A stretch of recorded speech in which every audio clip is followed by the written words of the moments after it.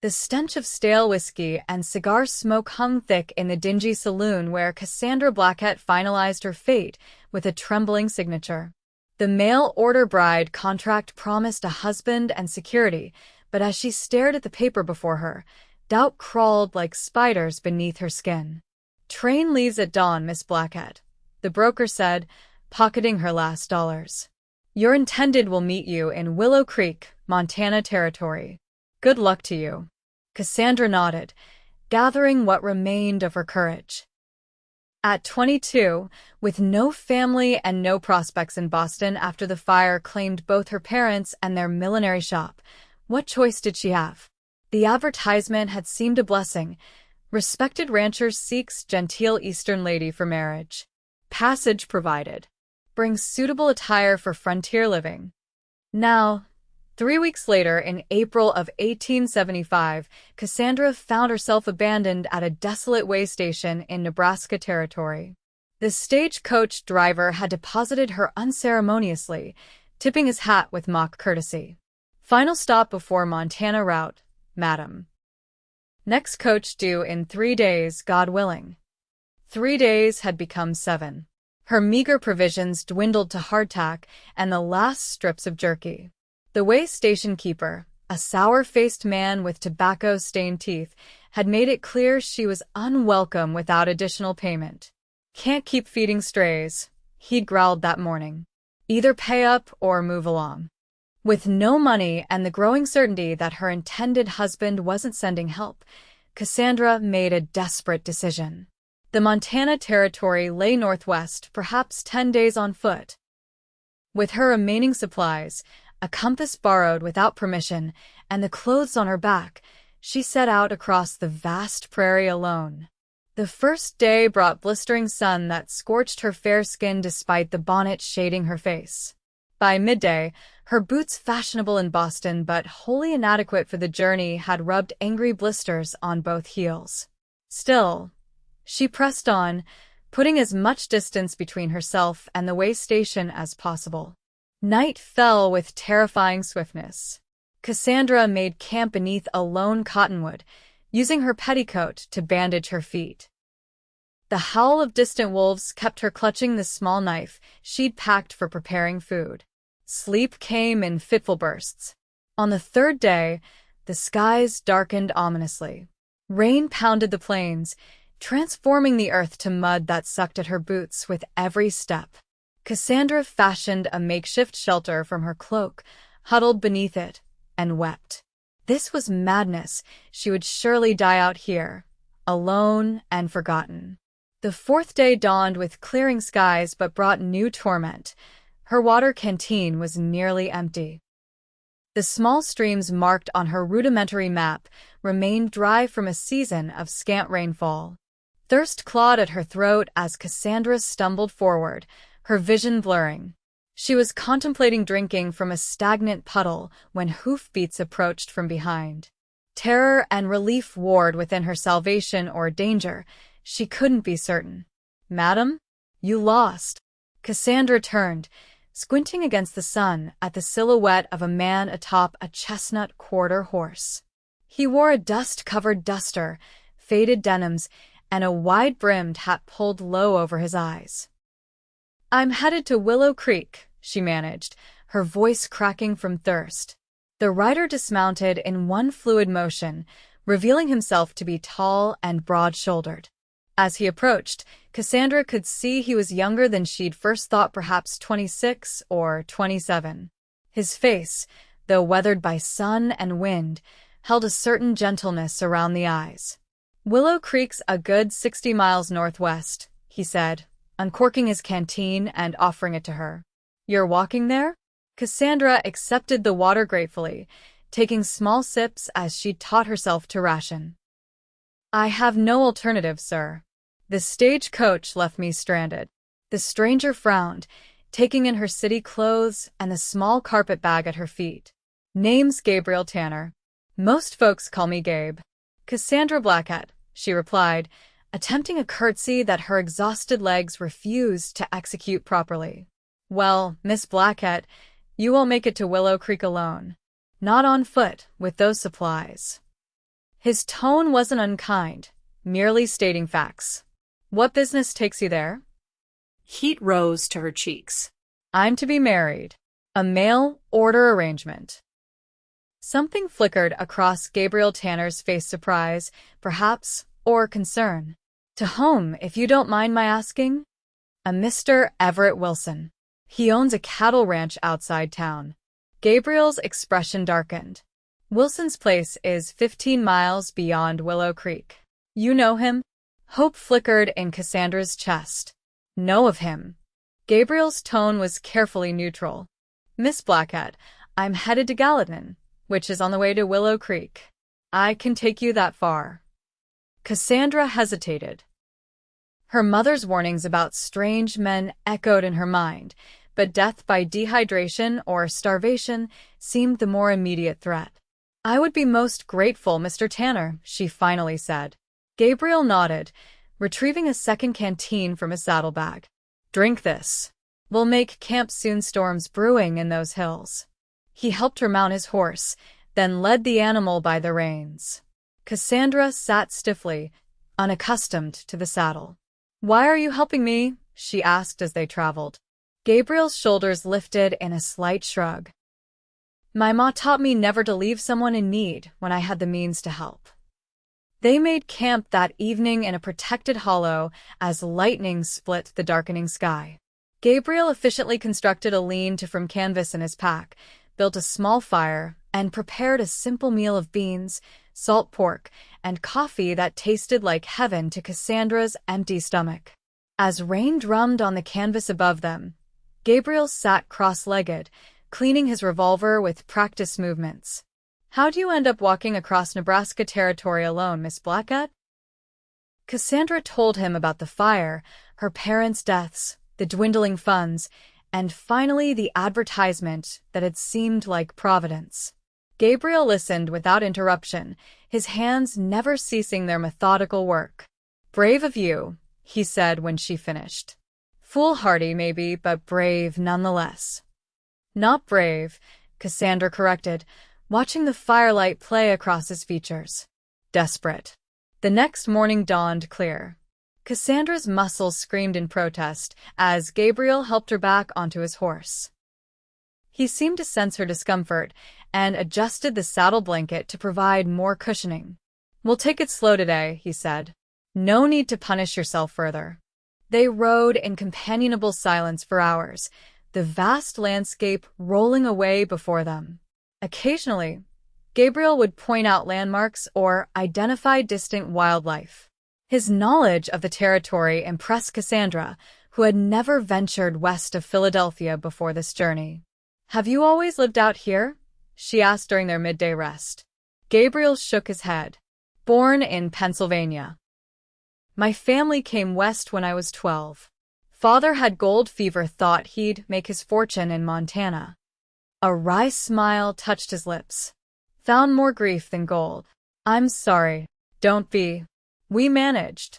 Ma started a boarding house in Gallatin after Pa died. I worked cattle drives, did some scouting for the army. He glanced at her.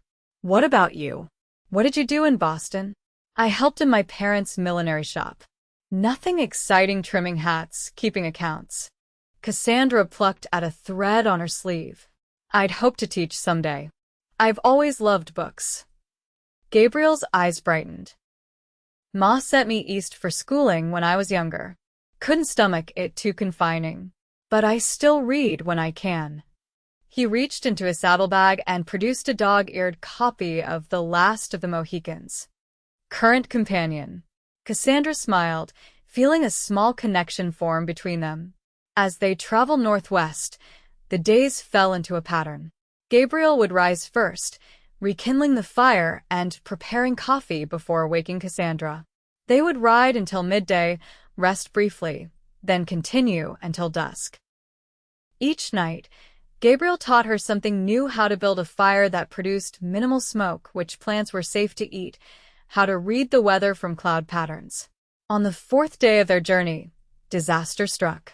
They were crossing a shallow river when Gabriel's horse stepped into an unseen hole. The animal stumbled, throwing Cassandra into the rushing water. Gabriel leaped from the saddle, plunging after her as the current swept her downstream. Cassandra fought panic as her sodden skirts dragged her under. Just as her lungs began to burn, strong arms encircled her waist, pulling her to the surface. Gabriel hauled her to the bank, both of them gasping for breath. "Are you hurt?" he demanded, his eyes scanning her for injuries. "Only my pride," Cassandra managed, water streaming from her hair. Gabriel's concerned expression melted into a reluctant smile, then unexpected laughter. After a moment of indignation, Cassandra joined him, the tension of the scare dissolving in their shared mirth. "I must look of fright," she said, attempting to wring water from her skirts. Like a half-drowned cat, Gabriel agreed, his eyes twinkling. A rather pretty one, though. The compliment caught her off guard, bringing warmth to her cheeks despite her sodden state. Gabriel quickly turned away, suddenly busy retrieving his horse, which had fortunately found its way to shore downstream. That night, Cassandra wore Gabriel's spare shirt and denims while her clothes dried by the fire. The men's attire felt scandalously comfortable after days in her restrictive dress. "Wilson won't approve of such practical clothing," Gabriel remarked as he stirred their evening meal. "Mr. Wilson will have to accept me as I am," Cassandra replied with more conviction than she felt. In truth, she knew little of her intended husband beyond his advertisement. Gabriel studied her across the fire. And if he doesn't? The question hung between them, heavy with implications. Cassandra had no answer. The following days brought new challenges. They skirted a Sioux hunting party, spent hours waiting out a violent hailstorm, and faced dwindling supplies as game proved scarce. Through it all, Gabriel remained steadfast, his calm presence a balm to Cassandra's frayed nerves. One evening, as they sat beside their small fire, Gabriel asked the question that had clearly been troubling him. "What do you know of Everett Wilson, Miss Blackett?" Cassandra hesitated. He described himself as a respected rancher with a substantial property. "He's 42, widowed with no children." Gabriel poked at the fire, sending sparks skyward. "Wilson owns the largest spread in the territory. Started with nothing 20 years ago, now runs 5,000 head of cattle." He paused. "He's not well liked." "Why?" Cassandra asked, stomach tightening. "Ruthless in business. Drives smaller ranchers out. Had 3 previous wives." Cassandra stared at him. 3? The advertisement said he was widowed once. First died in childbirth. "Child 2. Second fell from a horse, broke her neck. Third." Gabriel met her eyes. "Third supposedly ran off with a traveling salesman 2 years back. Some say different." Cold dread settled in Cassandra's chest. "What do they say?" "Nothing that can be proven." Gabriel's jaw tightened. "Just whispers about a woman screams in the night. A ranch hand dismissed after claiming he saw Wilson strike her. Her belongings left behind." Cassandra wrapped her arms around herself, suddenly chilled despite the fire's warmth. "Why tell me this now?" "Because we're 2 days from Gallatin. 3 from Willow Creek."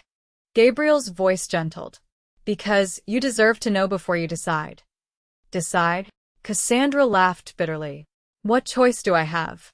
I signed a contract. I have no money, no prospects." "You could stay in Gallatin," Gabriel said quietly. "My mother's boarding house always needs help. It's not much, but it's honest work." The offer hung between them like a lifeline. Cassandra stared into the flames, conflicted. The security of marriage to a wealthy rancher versus uncertain employment in a frontier town. A stranger who had purchased her versus this man who had saved her life multiple times over. "I should honor my commitment," she finally said, though the words tasted like ash. Gabriel nodded, disappointment flickering briefly across his features. "Your decision to make, Miss Blackett." That night, sleep eluded Cassandra. She lay awake, listening to Gabriel's steady breathing from his bedroll several feet away, wondering if she was making a terrible mistake.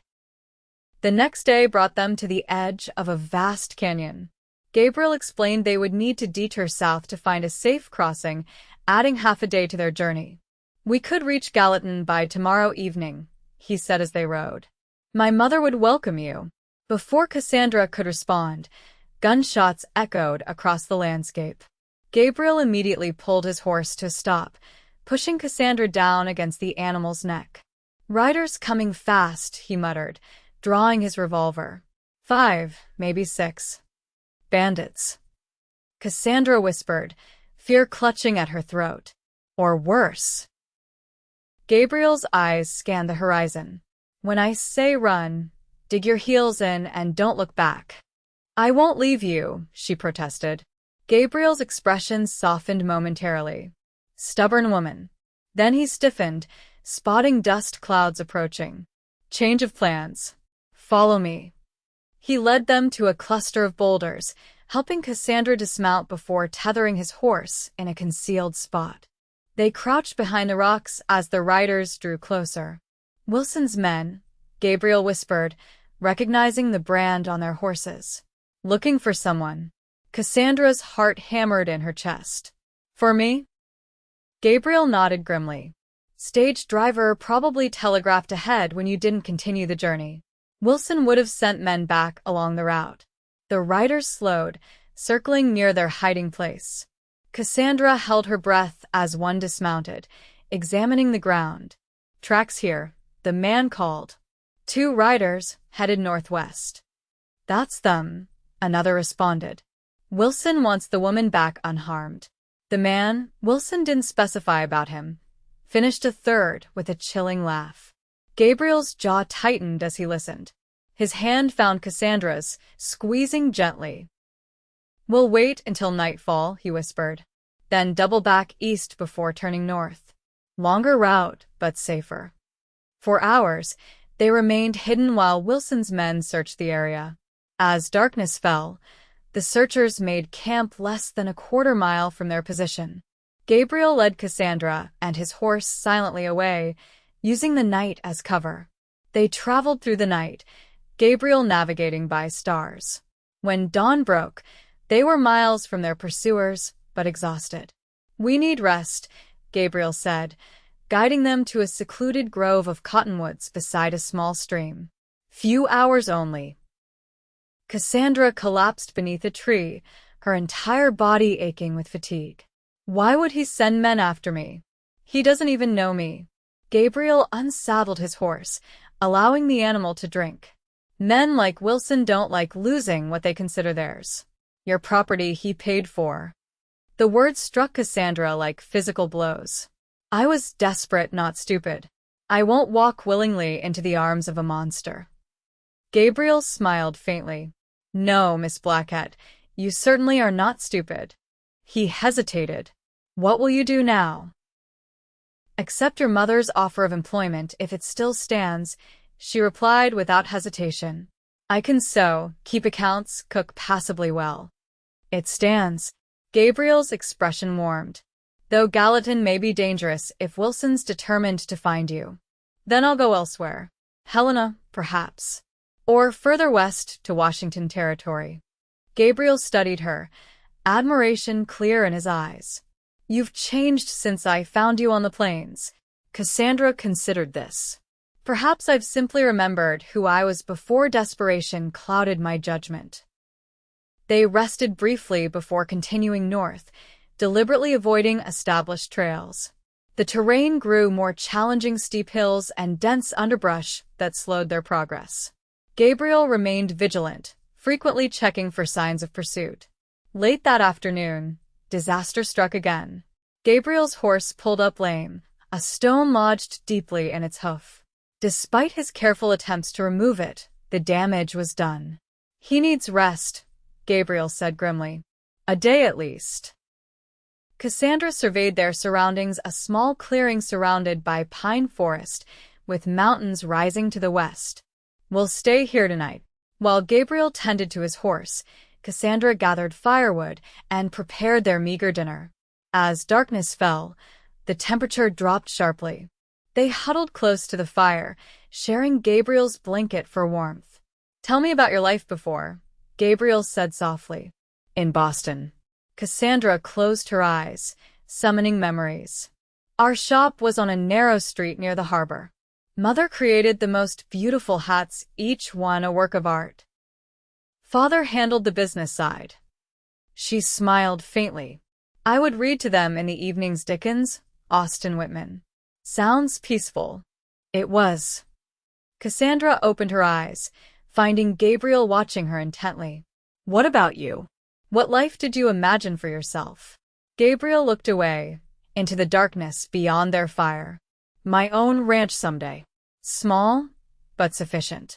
A wife who wouldn't mind the isolation. Children. He shrugged. Simple dreams. Not simple, Cassandra corrected. Essential. Their gazes held across the firelight. Something unspoken passed between them, recognition, perhaps, of shared values and complementary dreams. Gabriel reached out, brushing a strand of hair from her face. His touch lingered, warm against her cheek. Cassandra, he said, her given name sounding different in his voice. A twig snapped in the darkness. Gabriel was on his feet instantly, revolver drawn. Stay down, he whispered. Cassandra crouched behind a fallen log as Gabriel extinguished their fire with dirt. Silence enveloped them, broken only by the soft whisper of wind through pine needles. Then came voices, men speaking in low tones, approaching from the east. Wilson's men had found their trail. The ravine, Gabriel breathed, pulling Cassandra toward a narrow cut in the landscape barely visible in the moonlight. Quickly. They scrambled down the steep incline, loose rocks clattering beneath their feet.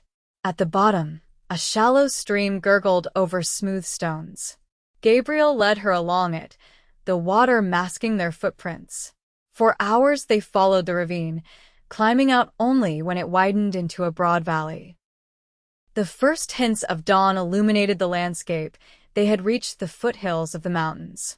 We can't outrun them on foot, Gabriel said grimly, surveying the terrain. We need to find shelter, wait them out. Cassandra nodded, exhaustion threatening to overwhelm her.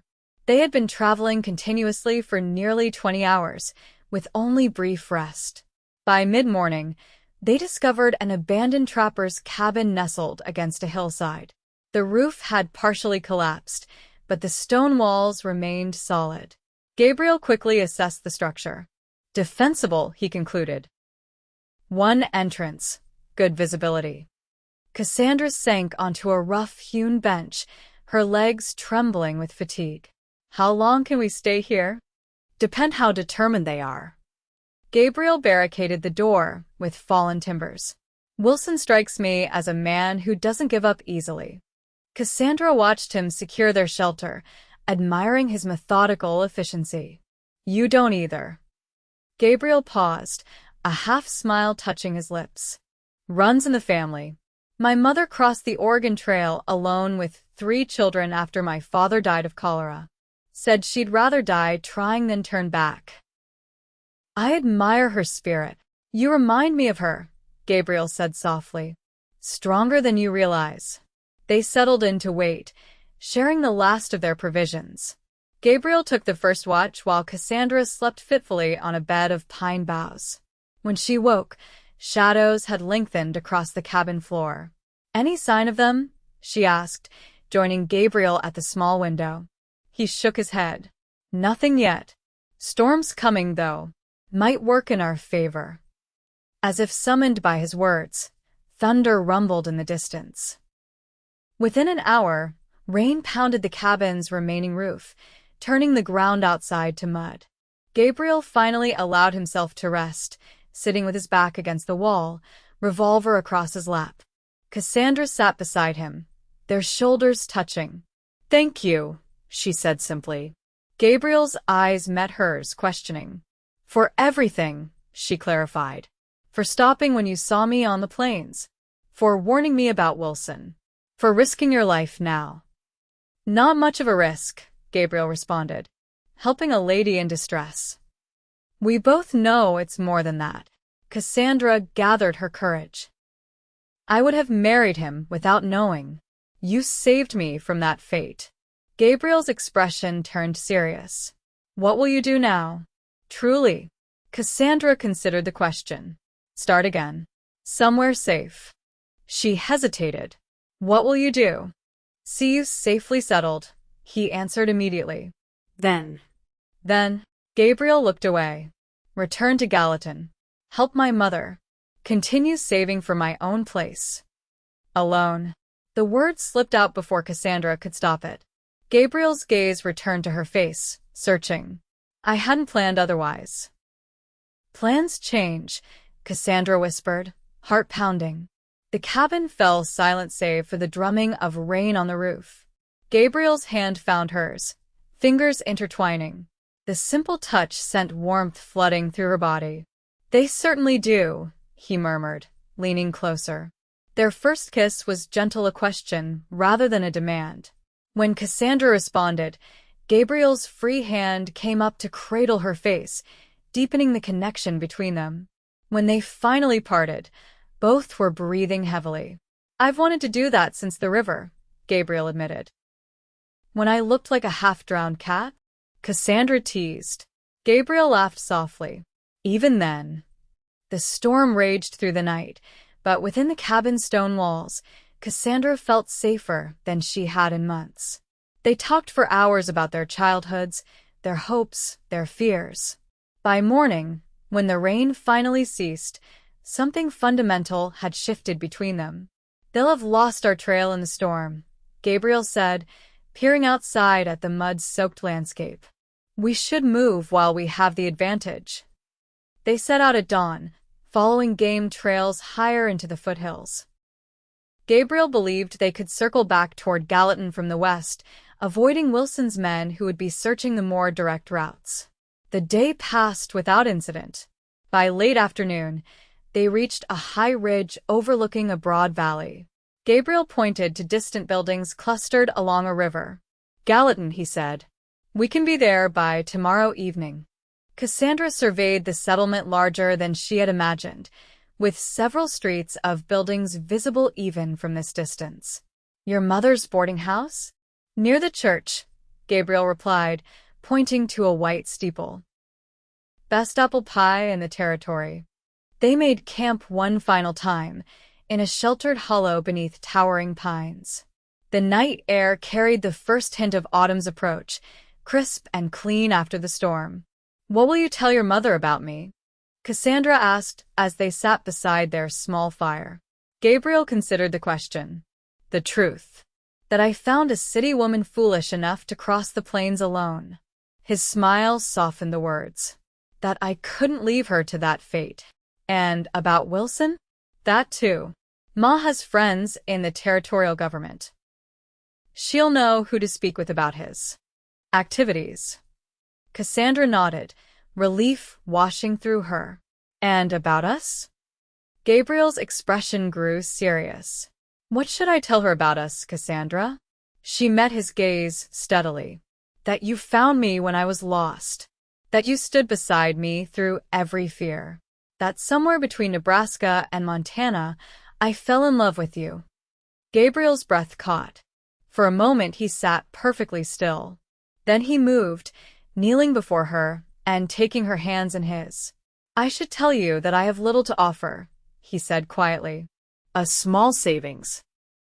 Plans for land that may take years to fulfill. A life that will never be easy. I don't want easy, Cassandra replied. I want real.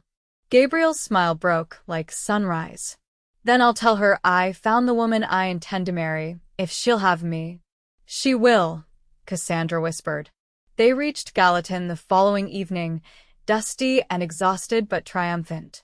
Martha Tanner proved to be a formidable woman with Gabriel's same steady gaze and quiet strength. She welcomed Cassandra without question, offering a hot bath, clean clothes, and a safe room in her boarding house. Later, over a meal that seemed impossibly luxurious after days of trail rations, Gabriel told his mother the full story. Martha listened without interruption, her expression growing stormy at the mention of Everett Wilson. "Judge Parker should hear of this," she said when Gabriel finished. "Wilson's influence has protected him too long." In the days that followed, Cassandra found herself embraced by Gallatin's small community. Martha introduced her as Gabriel's intended, a status that seemed to confer immediate acceptance. When territorial marshals arrived to take statements regarding Wilson's activities, several other women came forward with similar accounts of mistreatment. 3 months later, on a crisp November afternoon, Cassandra Blackett became Cassandra Tanner in a simple ceremony at Gallatin's white steepled church.